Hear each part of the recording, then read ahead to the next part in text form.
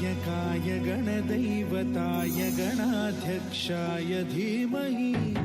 गुणशरीराय गुणमण्डिताय गुणेशानाय धीमहि गुणातीताय गुणाधीशाय गुणप्रविष्टाय धीमहि एकदन्ताय वक्रतुण्डाय गौरीतनयाय धीमहि गजेशानाय भालचन्द्राय श्रीगणेशाय धीमहि एकदन्ताय वक्रतुण्डाय गौरीतनयाय धीमहि गजेशानाय भालचन्द्राय श्रीगणेशाय धीमहि गानचतुराय गानप्राणाय गानान्तरात्मने गानोत्सुकाय गानमत्ताय गानोत्सुकमनसे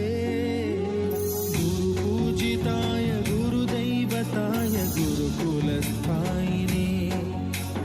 गुरुविक्रमाय गुह्यप्रवराय गुरवे गुणगुरवे गुरुदैत्यकलक्षेत्रे गुरुधर्मसदाराध्याय गुरुपुत्रपरित्रात्रे गुरुपाखण्डखण्डकाय गीतसाराय गीततत्त्वाय गीतगोत्राय धीमहि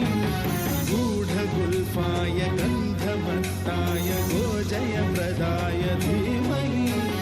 गुणातीताय गुणाधीशाय गुणप्रविष्टाय धीमहि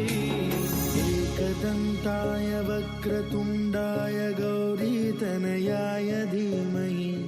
गजेशानाय भालचन्द्राय श्रीगणेशाय धीमहि